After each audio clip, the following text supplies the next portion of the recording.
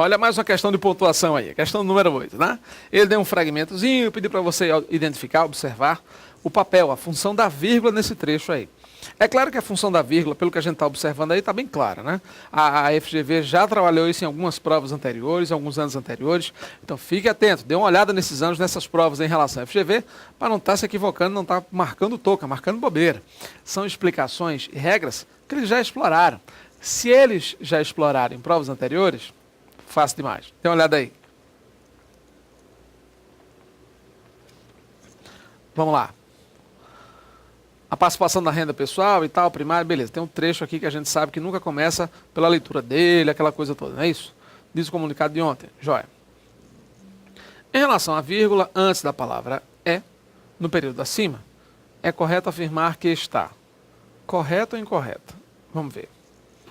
Eles assim, ó. A participação da renda pessoal na distribuição da renda nacional deve ser aumentada e a participação da remuneração do trabalho, parará. Primeira coisa, essa vírgula aqui é ou não é possível? Essa é a primeira pergunta, tá?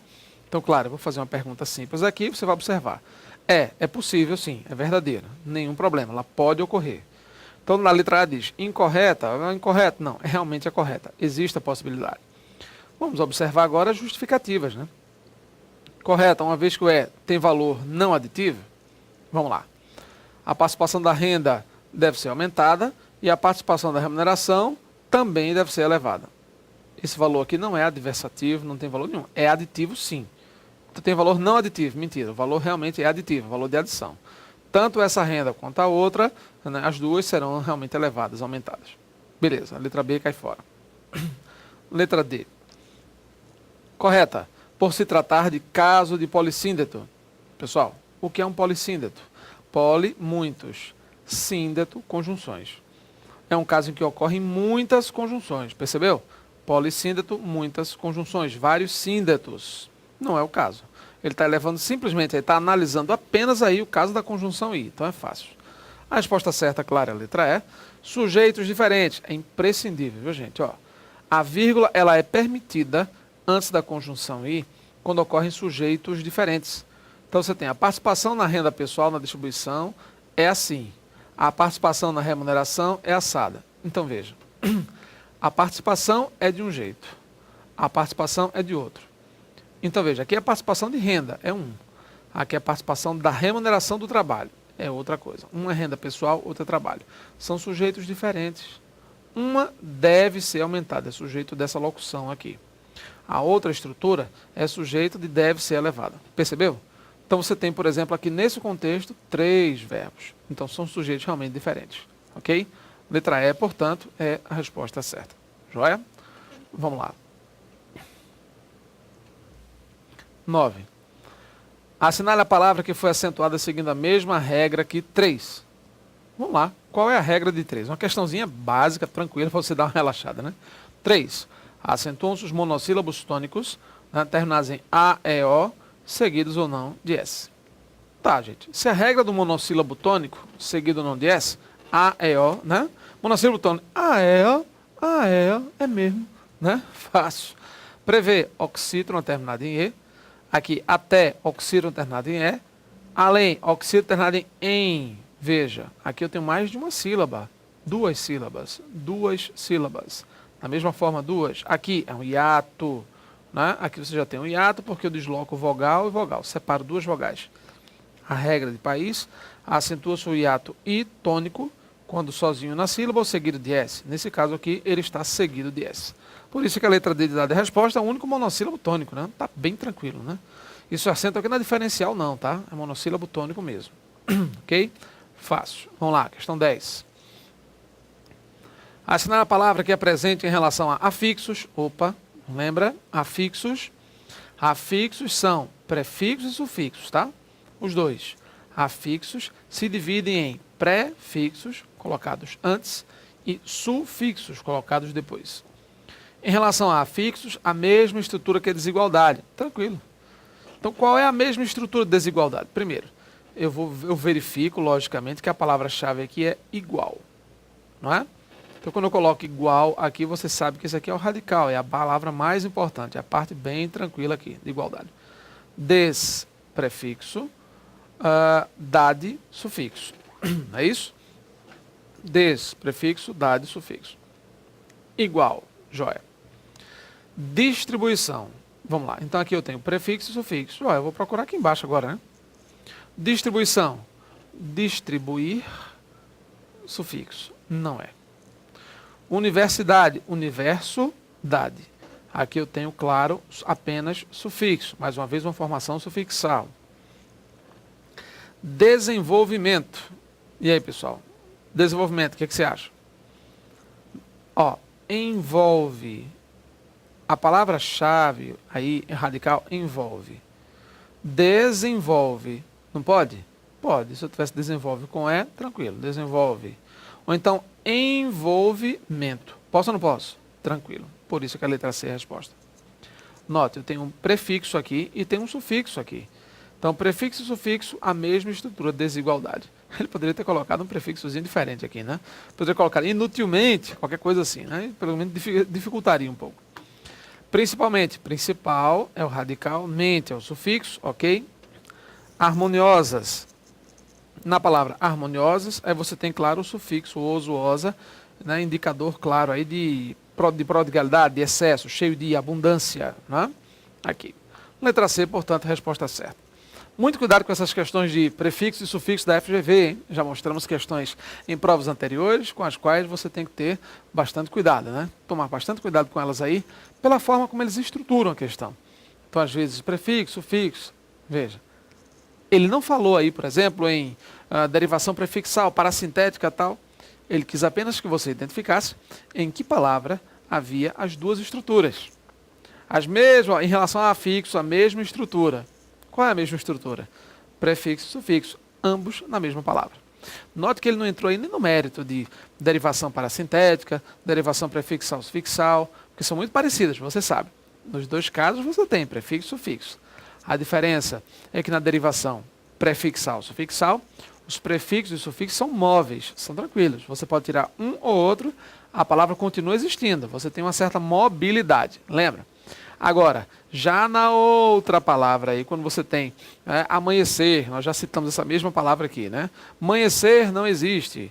Amanhã também não. Então, quando você tem acréscimo simultâneo de prefixo e sufixo, tem que ser os dois ao mesmo tempo, ou nada, aí você já sabe que é derivação parasintética ou parassíntese. Não é isso? Vamos avançar. Veja lá. Questão 10. Aonde agora? Vamos ver. Na questão 11 você começa com um texto aí, né? Uma tirinha aí, legal. Você não consegue fazer nada como eu mando. Você tem aí um texto cada vez mais frequente, né? Nesse contexto aí, os desenhos, os textos ilustrados também em provas de concurso, hein? Não pense que é raro não esse negócio, cada vez mais presente. Vamos lá.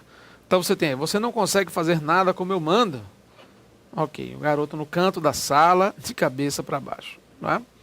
Vamos lá. Eles pegaram o texto para usar como pretexto, né? Para trabalhar a gramática a princípio aí. Depois é que ele vai usar o 2 como alguma coisa mais objetiva, né? De análise de texto. Na questão 11 foi bem gramatical mesmo, né? Na fala do professor, a palavra como tem valor. Então vamos lá. Ele quer saber o valor da palavra como. Note, ele disse assim, né? O professor colocou: você não consegue fazer nada como eu mando? Nada como eu mando. Nada comparado ao que eu mando? Não. Nada por causa do meu mando? Seguramente não. E aí? Eu quero substituição, tá? O valor da palavra é exatamente a substituição clara da palavra. E aí? Você não consegue fazer nada como eu mando. Nada conforme eu mando. Percebeu? Então esse como tem valor de conforme, tem valor conformativo. A gente sabe que existe o como comparativo, como na letra A está colocando aí, né? Mas qual seria o como comparativo? Simples. Ele é tão inteligente como ela, então como eu. Percebeu? Então como, tão quanto, tão como, você tem o efeito do comparativo aí no caso de igualdade. É um comparativo. Beleza. Eu posso utilizar também o como com valor causal. A palavra como pode ser causal também? Pode, claro que pode. Conjunção subordinativa causal. Sabe como? Como? Sabe como? Como? Pois é, assim mesmo. Se eu disser assim, ó, como estava doente, não foi à escola hoje. Veja, como estava doente, não foi à escola. Se eu digo como estava doente, não foi à escola, claro. Como, já que estava doente, visto que estava doente. Entendeu aí? Então tem que tomar cuidado. Como estava doente, visto que estava doente, é lógico, é tranquilo. Então você tem realmente essa mesma lógica da causalidade. Expressões unidas aí, formando o valor de causa. Filé, tranquilo. Percebeu aí? Como indicando conformidade, acabamos de ver, né? Tudo saiu como combinamos. Tudo saiu conforme combinamos. A frase, você não consegue fazer nada como eu mando, nada conforme eu mando, de acordo com o que eu mando. Conformidade é isso, de acordo com. Entendeu? Vamos lá, seguindo. Olha aí. Você tem um como ainda como pronome interrogativo, né? Como? Como ele chegou aqui, né? O como é bem interessante, a palavra como é bem legal. Na nossa gramática a gente está trabalhando nela aí, e claro, o pessoal também vai ter esse estudo da palavra como, né? Vamos lá. Questão 12. Com base na leitura da tirinha, analise as afirmativas a seguir. Olha só. Com base na leitura da tirinha, analise as afirmativas. Pronto, agora sim, vamos trabalhar um pouco de análise textual. Vamos lá.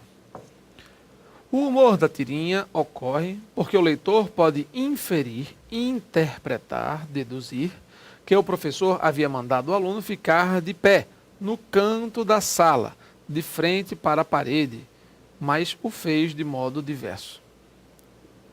E aí, pessoal, o que você acha? Veja, mandou ficar de pé no canto da sala, em frente à parede. Fez ou não fez isso? Fez. Só que fez de forma diferente, cabeça para baixo.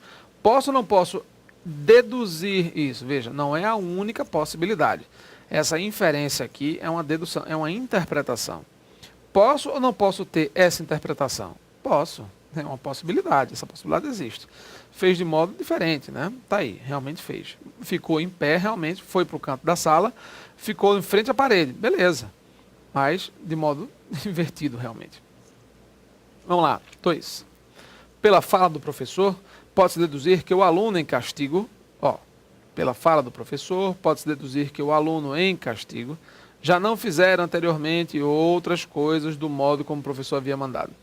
Pessoal, primeira coisa que me chamou a atenção aí, olha só.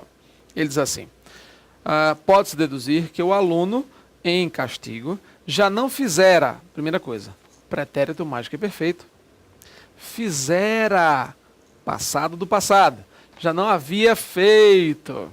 Lembra o tempo composto, a forma verbal equivalente ao fizera? Havia feito, tinha feito. Eu tenho o pretérito imperfeito mais o particípio do verbo. Então, essa é a forma composta, é o tempo verbal composto, equivalente ao pretérito mais que perfeito. É o pretérito mais que perfeito composto. Aí você vê o seguinte, claro, não fizera, ou seja, o aluno, ele diz, olha só o que o cara fala, você já viu aí, você não consegue fazer nada como eu mando? Se você não consegue fazer nada, esse nada aí sugere que ele já tentou fazer alguma coisa. Não dá para inferir isso, gente, dá. Porque assim, você não consegue fazer o que eu mando, é uma coisa. Poxa, você não consegue fazer nada do que eu mando. Quando eu digo para você, você não consegue fazer nada do que eu mando, eu já estou induzindo que você, olha, não tem qualquer coisa que exista que você consiga fazer conforme eu mando. Entendeu? Então esse nada que eu mando tem essa conotação, gente. Tem realmente essa conotação, essa forma aí, que você pode deduzir e se ligar nesse negócio aí. Tá? Então ele fala, voltando aqui. Pela fala, professor, pode dizer que o aluno já não fizera. Sim, fizera anteriormente. Ele até botou anteriormente, né? O mais que perfeito já é anterior, né? Não fizera anteriormente, claro que é anterior. Se é fizera, o pretérito mais que perfeito já é passado. Mas eu acho que a banca quis dar uma forcinha para vocês aí. Talvez, né? Outras coisas do modo como o professor havia mandado. Uma outra coisa, havia mandado. Pessoal, havia mandado e não havia mando. Eu tinha mando tudo direitinho. Ele havia mando tudo certinho. Né? Cuidado com esse negócio. Havia mando, não. Havia mandado. Tinha mandado. Não diga mando. Manda presente no indicativo. Muitas pessoas por aí afora se equivocam muito, né? Se equivocam bastante aí, substituindo o particípio mandado por uma suposta forma irregular de particípio que é mando. E não existe. Mando não pode ser usado como particípio, gente. Mando é presente do indicativo. Eu mando. O mesmo acontece com o verbo trazer, trago. Ele havia trago, eu tinha trago, cuidado com isso. Eu tinha trazido. Não aceite mando, trago como forma de particípio. Isso é uma interpretação equivocada, é uma forma equivocada, tá certo? Nada de particípio maluco aí. Mandado, trazido, é assim mesmo. Não diga trago nem mando como forma de particípio, não. Na próxima aula a gente segue por item 3. Até lá.